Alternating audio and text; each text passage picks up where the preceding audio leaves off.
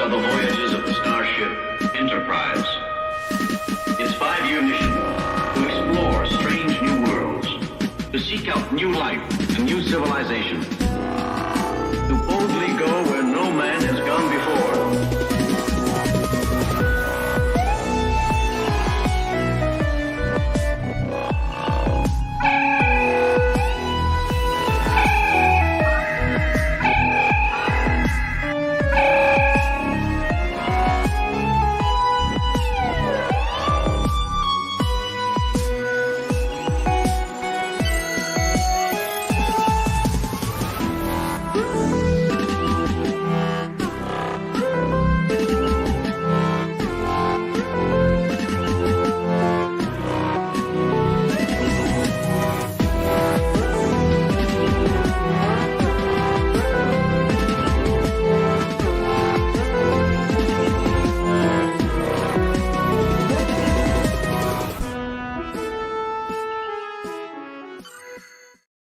And good evening, everybody. Hello, fellow Trekkies. The landing party has returned.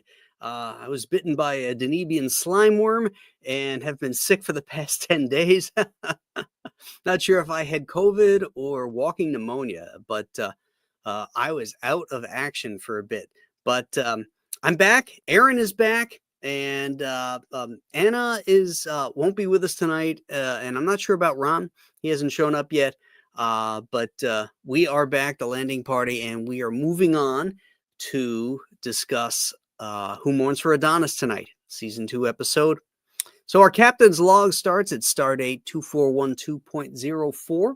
Who Mourns for Adonais, written by Gilbert A. Ralston and Gene L. Kuhn, directed by Mark Daniels.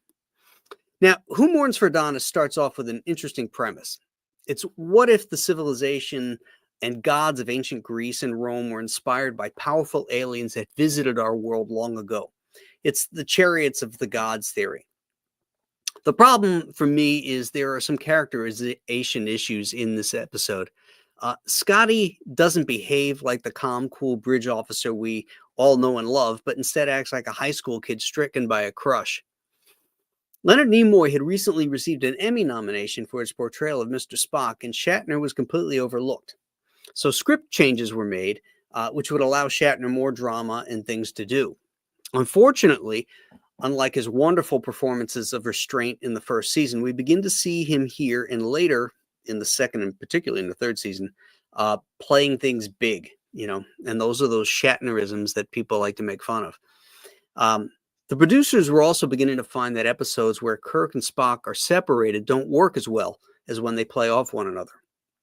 The story started out as a concept by Roddenberry called Olympus Revisited. He assigned it to Ralston, who had written for Ben Casey, I Spy, and he helped create The Wild Wild West. He also wrote the screenplays for Willard, the story about the rats, and its sequel, Ben. He turned in his first outline called Last of the Gods in March of 67.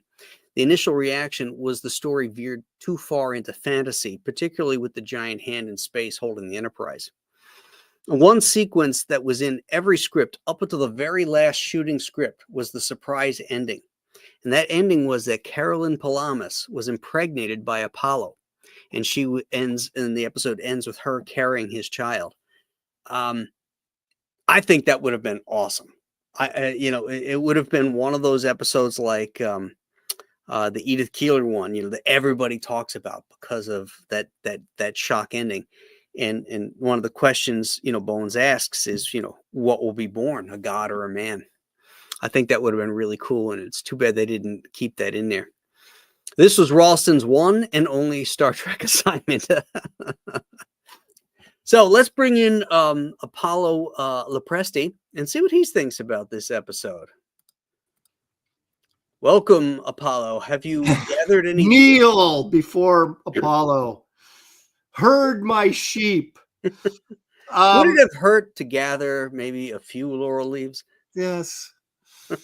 I love how Kirk says that after he just destroyed the guy, that he's like, well, maybe it wouldn't have been so bad just to raise a few sheep. He waxes poetic there. Yeah.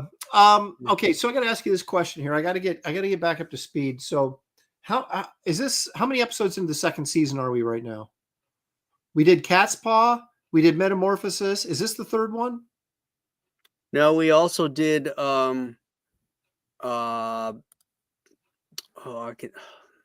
we did the one with the Romulan on the planet where they're not the Romulan, the Klingon, where he's throwing the Klingon. Yeah, Klingon. Okay, so here's the funny thing. Now, I love the second season. It's my favorite season by far, and yet every single episode we've done so far is not one of my favorite episodes. And I'm like, wait a minute. I thought the second season was great. Where are all the great episodes? They're coming up.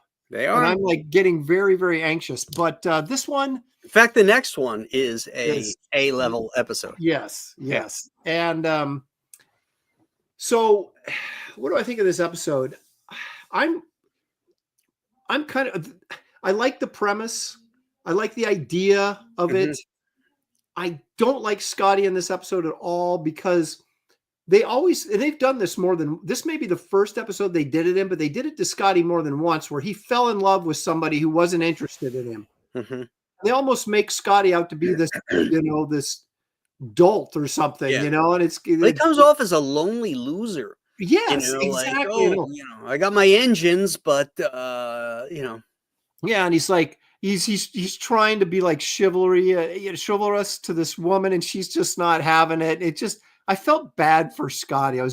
And then he like flies off the handle, right? Which he's done a couple. Well, we're going to see him do it more in the second season. The Nomad episode comes to mind where he tries to protect Uhura, just loses it and, gets zapped. And in this one, he gets lightning bolted and backhanded. Yeah. And Kirk is constantly going, Scotty, will you control yourself and act like a man and quit acting like that? Like you said, like this love-struck teenager. And he's like not even much help in this episode because he's so smitten with this chick. Right. And and I'm a big Scotty fan. So that kind of bothered me in this episode. Yeah. Yeah. He seemed off model. Yeah. And that was, go ahead. I'm sorry. I was just going to say, and that seemed to be, from what I was reading that like DC Fontana was saying, in some of her notes was that, Scotty's not behaving, properly here, And Kirk leaves him in charge of the ship, all the time. And he's faced with all these great things. He says, well, maybe we're just a few phaser blasts. So, he's very calm and he's thoughtful, and here he's like, don't you go with her, he's losing his shit, Yep. And I think this is probably, well, I know this is the first episode we've seen where Chekhov has like sort of a major part.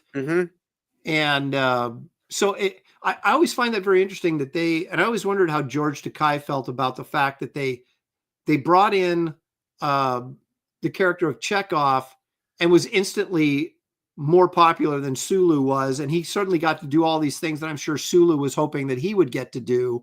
Right. And never got to do. But I mean, I know why they did it, right? Because they brought Chekhov in to, to capitalize on the monkeys and the Beatles and this whole teen craze. And he's the teen idol kind of character. But I just thought it was funny how George Takei got sort of like stepped over, Sulu got stepped over for Chekhov. He's been angry ever since. He's a bitter, angry man. A bitter, angry gay man. That's right. Liberal gay man. Yes. So, but that's neither here nor there, I guess. But the other problem I have with this episode is it's going to sound like I didn't like it, and it's not one that I'm kind of in the middle on. I mean, we'll get to that later, I suppose. But this kind of idea where we saw it once in Space Seed, right, where you have a female crewman, fall in love with the bad guy, right, and then not make good choices, and I'm kind of like, were these space chicks so of high school mentality that they could meet an alien guy and fall in love with him in 30 minutes, Yeah. It's like, and just lose all capacity to do the, what they swore to Starfleet that they would do. Yeah. And so, I mean, eventually she did do it. She didn't want to do it, but Kirk sort of, sat her down and gave her the what for. But the fact that they had these female characters that were so easily swayed by, some dashing alien guy, that they would just screw Starfleet and my entire ship. Let's do this, So Yeah. that kind of bothered me. The what's her name? The Leslie Parrish. I thought was terrible. She's really, really, she has this continental accent when she's talking, and and when she's completely overwhelmed by Apollo, and she's trying to, now she's on Apollo's side, and she's talking to Kirk, and she goes, uh, what did she say? She says something about, we'll be able to live and have complete, peace and harmony, and he can do it too. I mean, oh my God. And Kirk is like, you're a crew member on my ship. You are going to get demoted when we get back. You are horrible. And then the sets, the fake grass, the fake trees, the fake sky. It to me, it just completely ruins what is a really cool concept. And I have to say, the actor who plays Apollo, Michael, I can't remember his name now. He's very, very good. Yeah, he is. Especially the scene where she, finally comes around to Starfleet's side and says, I could no more love you than I could, an amoeba. Studying him under a microscope type of thing. Right, yeah. And he's shocked, and he's heartbroken and he's angry, and he really, really expresses that in a very poignant way, I think. He's lonely too, because everybody's moved on. All the gods that he knew, he was like Linus, the great pumpkin will show up, and the earth people will show up, and they will, revere us once more. And that just doesn't happen. And, he's wasted all that time, and he goes off. And I think that is very powerful and really cool. But some of the other stuff just offsets it, her as an actress and the set itself, and the characters off model, are what kind of like offset that for me. Well, she was a buxom young lass, and that's probably the main thing that they were concerned about. And the other thing about her falling in love with this guy is, like, as soon as she rejects him, he's freaking ready to kill her. You know what I mean? And has the power to do it. You're kind of like, this is a guy you want to be with? This first time he gets pissed at you for not doing the dishes right, that you're going to be, you're going to be dead, And so that, again, I already made that point, but, I thought, and I don't know off the top of my head how I would solve that problem. You have somebody, the whole fall in love thing. I just think you stay away from that to begin with, because you just don't have the time to do it. At least with Edith Keeler, Kirk, they were there for weeks, and he had time to build a relationship with Edith Keeler, and then, this is a matter of minutes. Right. And she's a very weak character right from the moment we meet her on the bridge. Bones and Kirk are sort of condescending to her. When she's giving him the report about the planets, and she says something like, it just bucks the system, something like that. And Kirk looks at her like, just bucks the system. Oh, okay. All right. So he's, he's sort of condescending to her. So we get the idea that she's not that bright, and then Bones says, you look tired, well, I was up all night working on these reports for the captain, well, then you need a cup of coffee, and Scotty steps in, and then there's that whole kind of forced thing about, I don't think Scotty thinks he's the right man. I don't think she thinks he's the right man for her. Yeah, I didn't like that either. That part where they're like commentating behind Scotty's back, like, that poor slob, what is he thinking, And it's like, Come on, this guy's like one of your best friends and your best officers. And I just, and I don't know, that whole thing. It just seemed kind of manufactured. Yeah, it was put together to make the plot work. And at that point, I think you need to go, okay, maybe this plot isn't exactly what we should be doing if we're, we're changing characters and making them do stuff that they wouldn't do. And yeah, there was a lot of uncomfortable moments in this episode for me. And that was at the very beginning, oh, good old Scotty, he keeps trying for the chicks, but they just don't like him. Well, in the original script, she was in love with this other guy named Halliwell who dies. And the whole episode opens, I think, with his funeral. They're going to shoot him out in a tube, just like they did with Spock. And they just thought, well, A, that's going to be too expensive, and B, it's too much, this whole funeral thing. And then Scotty was a rebound deal. He was thinking, oh, but again, it makes Scotty look like a loser, and the girl with that whole sequence on the bridge makes her look, like just a dumb blonde. You know, how everybody, and then when she's on the planet, she asks why she's here, and Bones has to tell her, well, you're the A&A girl, right? Archaeology and anthropology or whatever.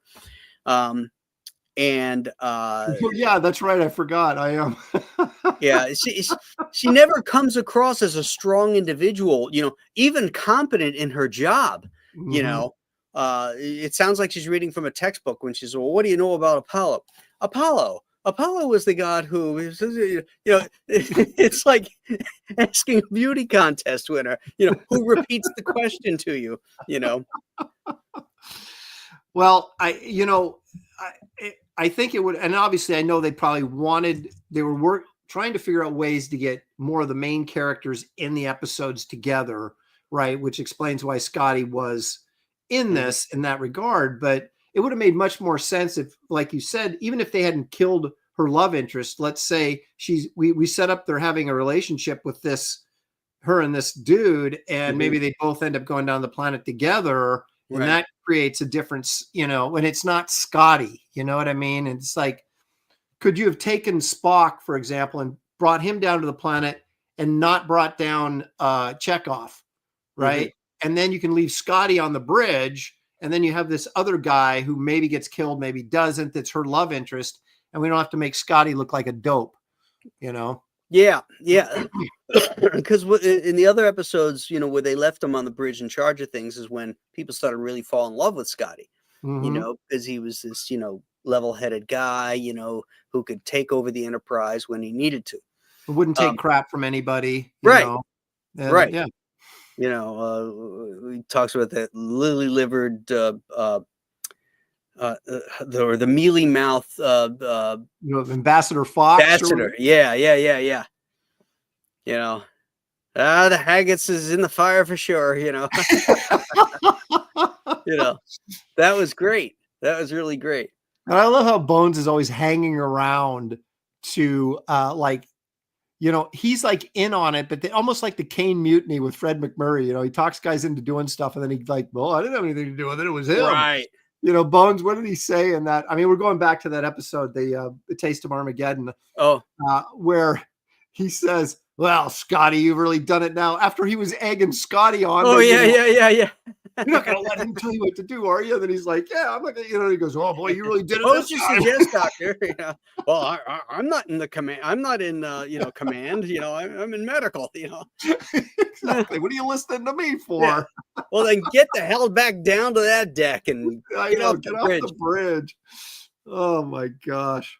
This would have been a perfect episode for my favorite officer. What's his name? Mr. Credits to Navy Beans.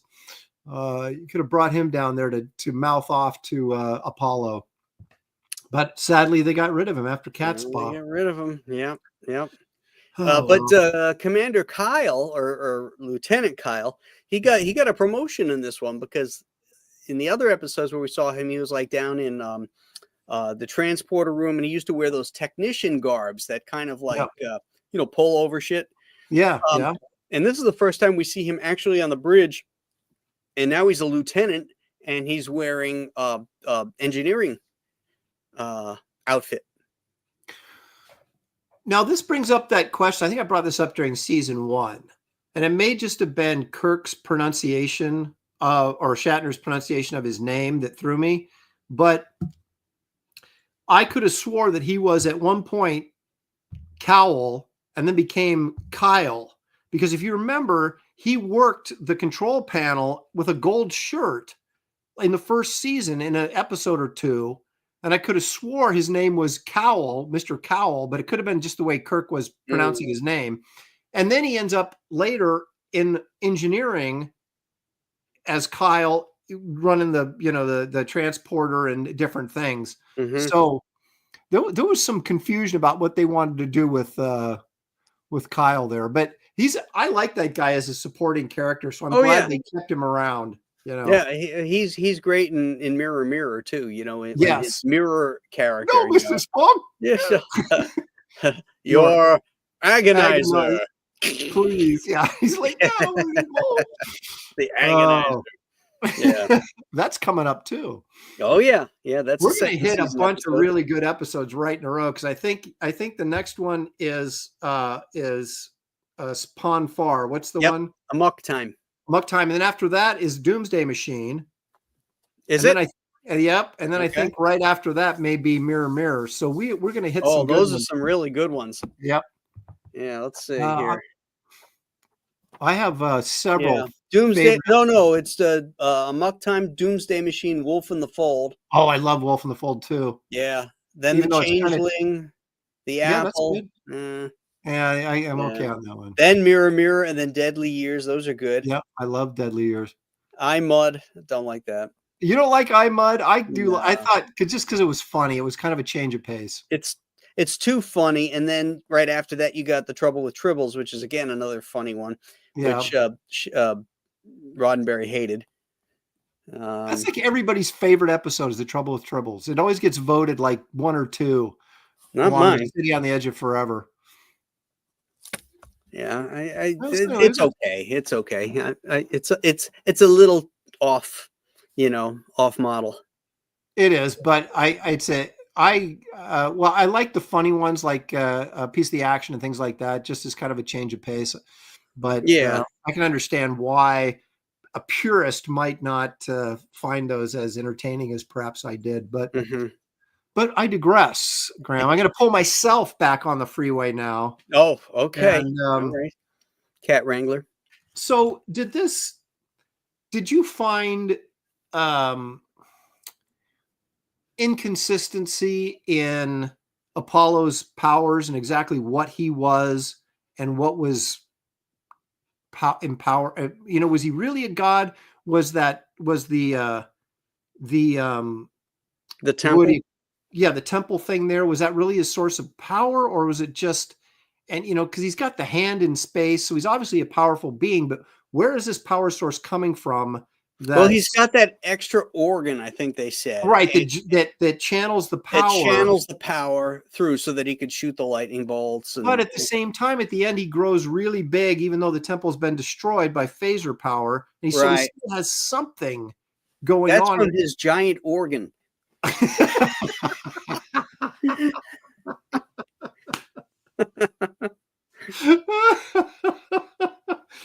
Why didn't I think of that? Of course, it's so obvious now that you mentioned it. Yeah. Who mourns for a dildo? That's the adult version. Yes. So he calls out to, spoilers, right? So he calls out to Zeus and, everybody, Aphrodite and everybody, to kind of bring him home. So are we under the impression that they're still out there, but they're just not proactive in terms of engaging with humans? Or are they dead someplace in heaven and he's going to be with them in the place of the dead? Or I'm not sure I really got a clear maybe they went to a different dimension or something like that, because he says, I'm coming to join you. Right. And then he disappears into the winds, whatever that is, Right. It's, you can't put too much thought into it, I guess. You just gotta go with it. This Grecian god, has moved on to whatever that next plane is. Well, they have this sort of trope they're using, and they've used in a lot of Star Trek episodes, like Trelane. Was that first season? Trelane was first season, Yeah. wasn't it? Mhm. Okay, so you got this really powerful being who has this thing that he channels his energy through, and then of course, not Lazarus, but the Landru, another computer powering this entity that Right. controls everything, and so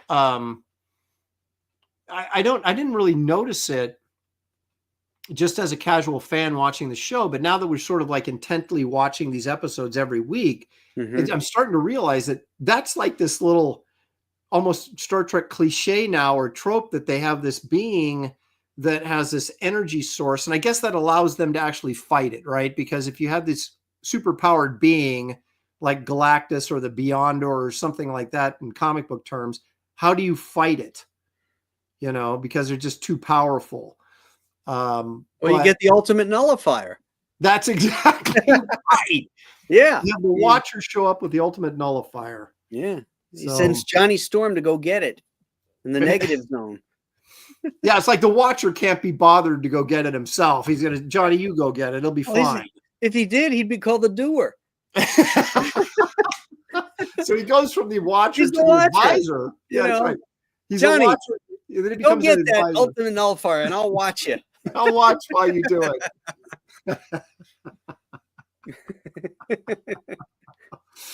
But yeah, I would have liked to maybe I'm trying to think ahead, but it would have been interesting if they ran into a being like Apollo, right? Like, why not go all the way with this and say, okay, he really is a god, right? And so he doesn't need this little temple thing to power him, and maybe it's just because of the total rejection of everybody. He realizes his time is done because, really, if you're going to rule over somebody, if you don't have anybody to rule over, what power do you really have, right? And it would have been a nice kind of to explore that instead of kind of they tried to simplify, I think, what would have been a very complex character and complex situation. And it just missed. I think part of it was trying to avoid offending everybody. So you're dealing with religion, you're dealing with Right. gods, and you in the Greek religion, it was multiple gods, Right. and then the Christian religion is one God, Mhm. and that's where we're at now, and so if you're saying this guy is a god, well, then what about the one true God? Well, So Kirk did bring that up, yeah, which was and interesting. that was added as a result of the network saying, whoa, whoa, whoa, whoa. Yeah. So he had to put the science into it and say, well, what if these were aliens, that came to Earth who had these powers? They could be taken for nothing less than a god, Well, I'm okay with that, but then make them like super powerful. Don't give them like the little, here's my little energy thing that actually makes me powerful. Right. And I have a I'm mashine that does. channeling through my, you know what I mean? It's like, What, they bring that to Earth too? yeah. So I was like, well, just let them be super powerful beings that, like the Metrons or something, that are out there and their time is up. Yeah. The death of the final god, so I think there's ways they could have done it. Yeah. And it's easy for us to play Monday morning quarterback with Star Trek, isn't it? Some 40, 50 years later. Yeah. Not dealing with, 1960s networks and standards and all that kind of stuff. Right. I like the whole thing with Carolyn Palamas getting impregnated by That's Apollo. been a great turn. That really would have been. Really would have been a great turn. But it implies she had premarital sex, Mm-hmm. with this creature, and now they got to use the word pregnant, it used to be with child, or I'm feeling a little full, That's right. Apollo and her would have had to sleep in separate beds. So in 1967, so they would have. One foot on the floor. Yeah, exactly. Although he could have declared they were married. He could have easily done that and just said, I'm taking her as she is my wife, and there's nothing you can do about it. And she's like, oh, and they're all like, Let me show you my extra organ. All of a sudden, boop. yeah. Well, and then And that's when Scotty, Carolyn comes back, and she's like, all we have to do is gather a few leaves, you're going to want to do that. He's really big. gather several fig leaves. Yes, a few fig leaves. And Scotty would have lost it if she'd come back and been pregnant. That'd have been, I'm through with you. They did in the story. You don't find that out to the very end, where Spock, the way they had it set up with Spock and Bone and Kirk were in having a meeting. They're in a meeting room, and Bones came in and tells him that that Lieutenant Palamas wasn't feeling well this morning, and so I gave her an exam, and she's pregnant by Apollo. And they're like, "Are you sure?" He says, "Oh yeah," and then Bones speculates, what will be born? Will it be a man or a god? And then Spock really has no answer, and he and Kirk and then it just kind of fades to black. That would have been a really terrific, different Star Trek ending. And they would have milked that Next Generation. That kid would have showed up. Oh yeah, yeah. That could have been cool. Anthony Mark says Sean Kenny was the actor who played DePaul in the credits to Navy Beans episode. No, Sean Kenny was the guy who played Captain Pike in the wheelchair. Oh, really? Yeah. So, and he was also in an episode on the bridge as a navigator. He kind of looked like. What episode was? Do you remember what one that was? He was in on the bridge. I'm trying to think back. It's a first season episode. I can't remember now. That's interesting. Did you bring that up before? Or did you? I think I did. Okay. I think I did. Maybe I was asleep. I don't know. I can't remember. But you probably just weren't listening to me, as usual. Well, you just. Oh my gosh! Another captain's log. No, I'm kidding. I'm always paying attention because you always have like interesting tidbits of behind the scenes stuff that I was unaware of. I'm like, oh, that's really cool. I appreciate that. So that's, I always that's why I do it. I get my research out and I start, do a couple hours before the show and try and type it all up and get my thoughts together. So I'm not just coming into this half-assed, people. I'm doing homework for this show. You folks in the chat need to understand there's a lot of work that goes into putting on this show. Yeah, and you shouldn't just show up and talk Star Trek. That's right. We gotta. Anybody can do that.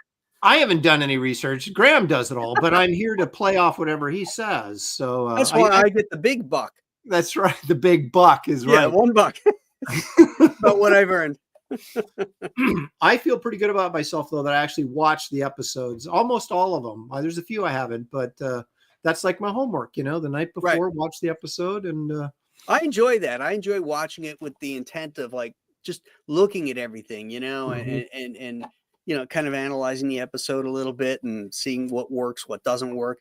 I do like the scene on the bridge where, Kirk says, I like to think of it as I'm not losing an officer, but I'm losing an officer.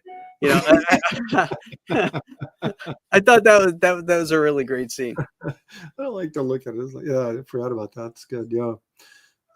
It is interesting to when you break, and not just Star Trek, but any narrative, right? Any sort of narrative structure, whether it's in a comic book or a movie or whatever.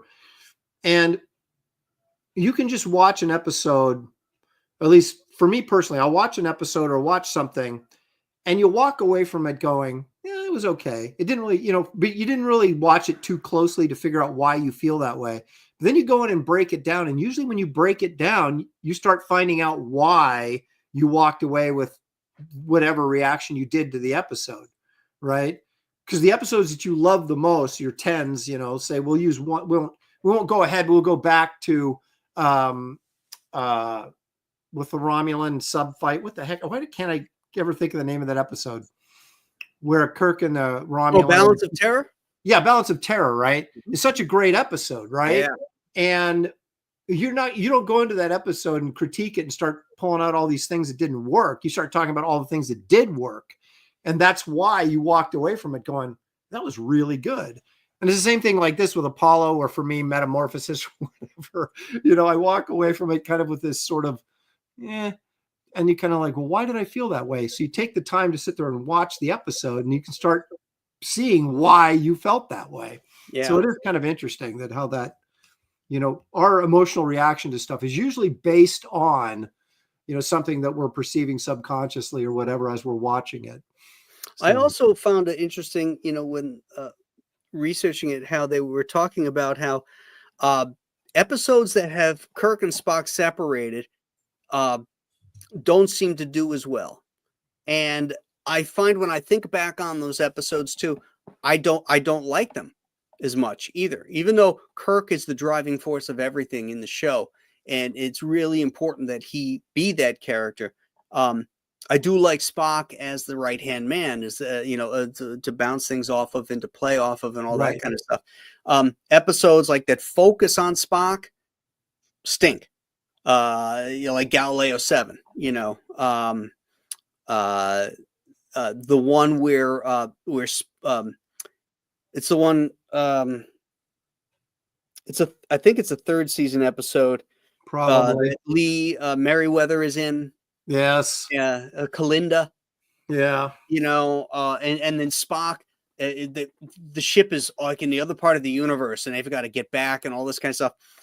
And talk about off model. It's going to be a while before we get to that episode. Yeah, But Spock is the biggest dick in that episode. Somebody will say something to him, and he'll just be petty and say stupid shit. It drove me nuts, that episode. Well, wait till we get to that one, folks. You're right. I think that's why we've come to love the show, right? As you look back on the characters and the interplay between the characters, and when you don't have that, the heart of the show is missing. Mm-hmm. And even in the Gorn episode, at least you had like Spock and McCoy were there, and we were cutting back and forth between. So even though they weren't necessarily playing off each other, they were, because they were a part of the scene, but they were forced to watch. And rather than being participants in the fight with the Gorn. So even though it was a Kirk-centric episode, those characters were still very much involved in what was going on. And I guess really him fighting the Gorn was probably a third of the overall episode too, because they were down on the planet together and everything. Yes, you forget about that there was a lot more setup there, down on the planet, then on the ship, the chasing of them through the, and finding out that ship can go, maybe faster than them, so there was a lot of that as well before they actually get down to the planet. That's an excellent observation, because I never really thought about the episodes where they were separated and it was like a focus on one or the other. I mean, even the one coming up next week, though, obviously it's a Spock focused episode, but Kirk is right there the whole way. Oh yeah. It's focused on Spock, but Kirk is the conduit for the story. Yeah, it's everything through his perspective. Yep. Which is really great. So, all right, let's give this a review. I've been bagging on it so hard. I don't hate it, but I don't love it. I think it's one of those ones where if I was just watching TV and turning the channel, it came on, I'd probably watch it just out of Star Trek loyalty, but it's not one that if I'm looking at the set of all seasons of the DVDs or Blu-rays, I'm never picking this one to put in. Right. So I'm just, I'm going to say, there's some nice stuff. I'm going to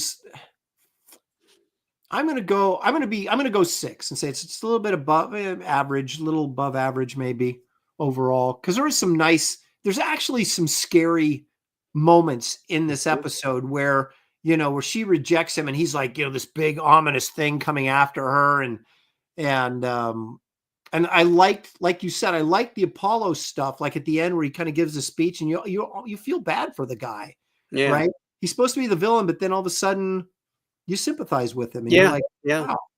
wow. Maybe he Yeah. wasn't all that bad. He was looking for the right thing, but doing it the wrong way or something like Right. one of those Yeah. type of things. And so you did kind of, feel for him. So I think 6, a little bit above average for me. And Scotty gets called a thistlehead. Yes. Very true. Poor Scotty. Well, I think this is a first because I think this is one where you've given a higher number than I will. I'm going with a 5 on this. I think this is just average. It would be if the sets and special effects were better. If the actress was better, I could go higher, but that's what brings it down for me. If it wasn't for Michael Forrest's acting and sort of the high concept idea of these aliens that came to Earth, which was a unique idea for the time, it probably would be a lot lower than that. Do you ever look at, not just in Star Trek, but when you're watching movies or TV and you look at the lead actress, or in the femme fatale, whatever she would be categorized as, right? Do you look at them and go, I don't know, something about her face bugs me. As an artist, I'm constantly doing that. And I got to say, I did not like her nose. Yes. For whatever reason, I don't like her nose. I agree. I agree. She has great figure, beautiful blonde hair, beautiful eyes, but I didn't like her nose and I couldn't get past that. Yeah. And if she's still alive, I'm so sorry. I don't mean. Michael Forrest is still alive. Wasn't he in that YouTube Star Trek show? Didn't they do like a Return of Apollo or something and used him actually in the episode? He's 95 years old now. Judas Priest. Yeah. Wow. Yeah. You don't see that very often. Yeah. He's older than Shatner. He was born in 29. My mom is 93, same age as Shatner.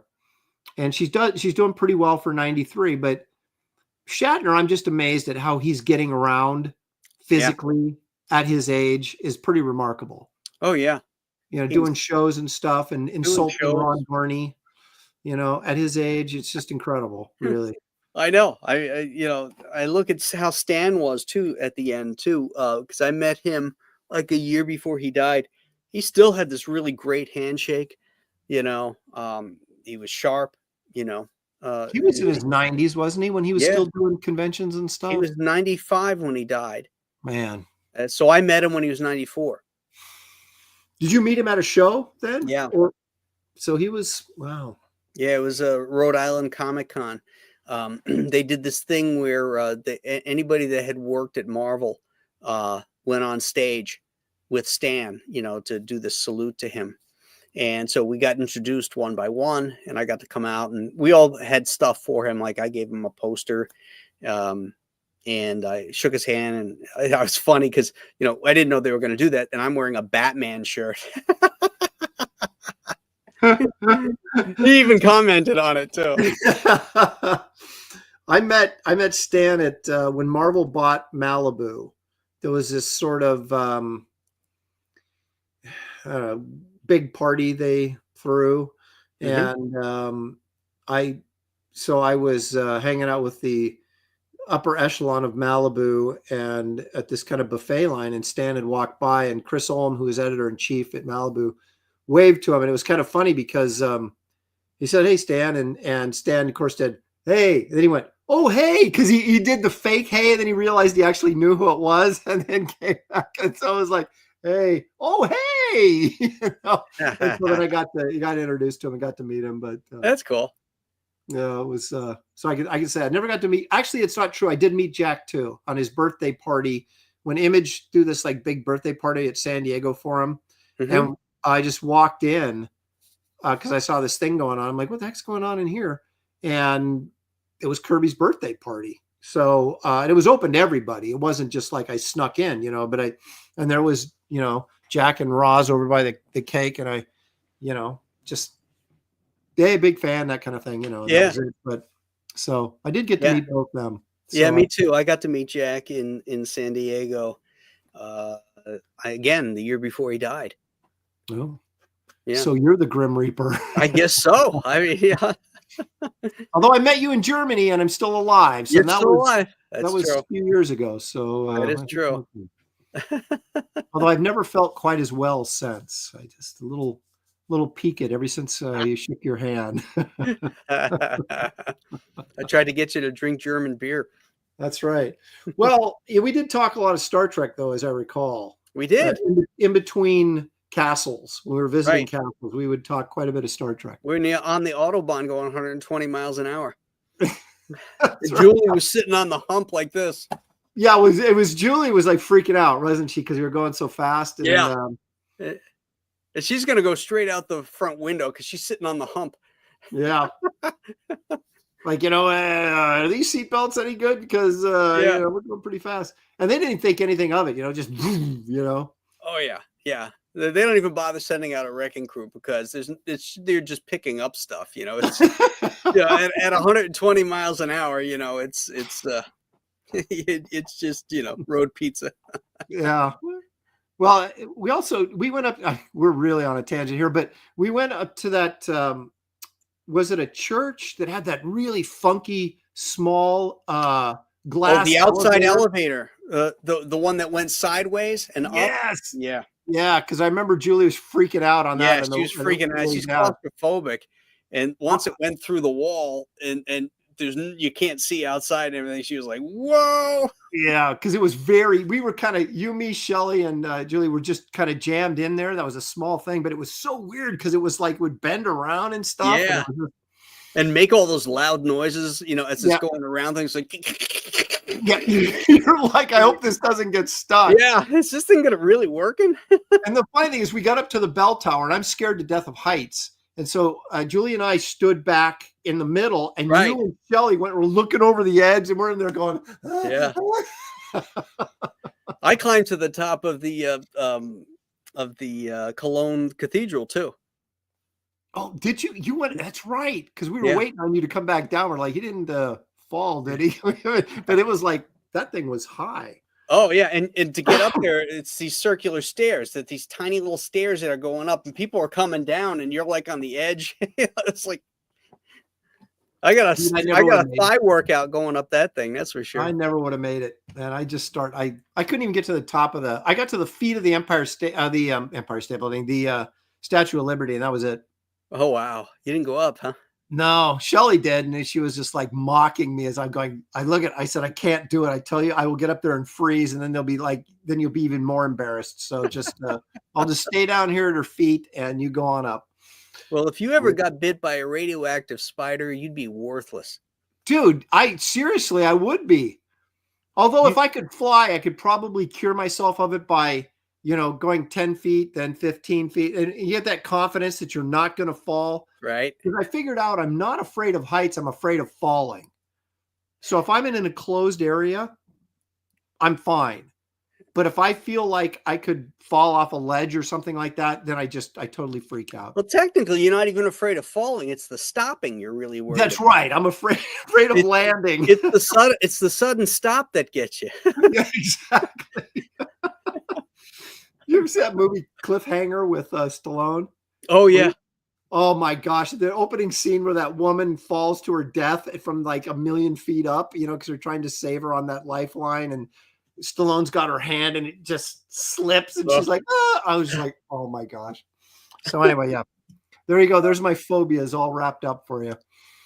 Well, it's good that you can express them here in front of on a Star Trek episode. And you feel better, Yeah. I don't know that I do feel better though, Graham, but now everybody knows what to make fun of me about. So that's right. That and Abbott and Costello meets Frankenstein, because on my streams, people are always like, Aaron, we should make him watch Abbott and Costello meet Frankenstein. Sell it to me as a drama, and I might like it better. You sell it to me as a comedy, and I'm just not going for it. What's Billy's movie that he likes with the tin soldiers?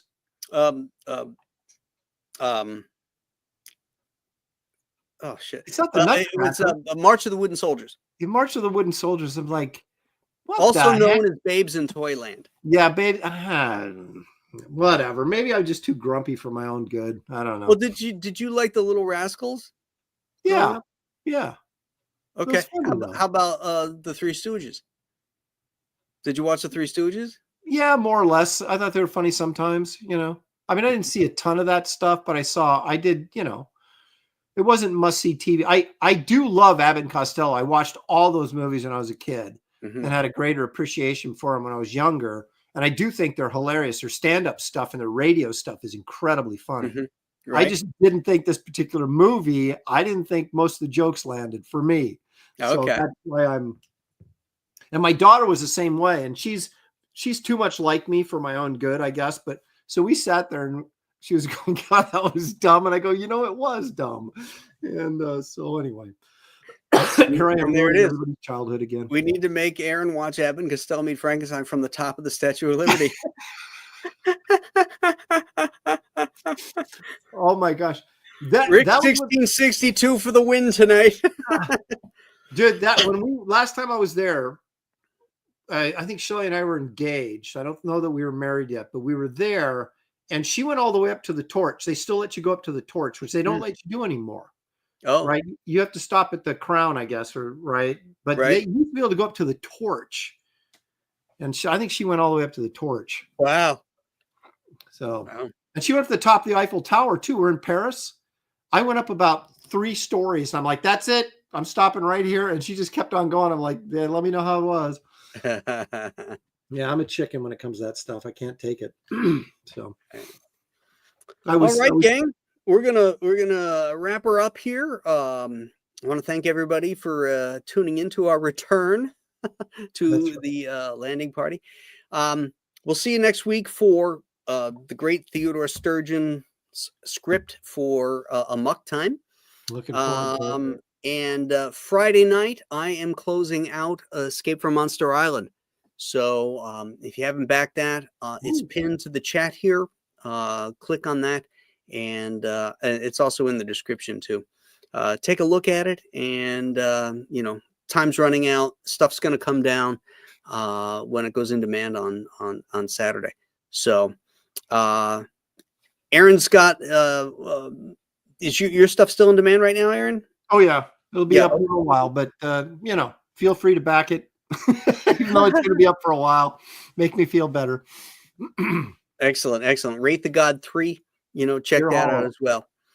Thank you. So, everybody, you have a great night, and hopefully we'll see you Friday. Bye-bye.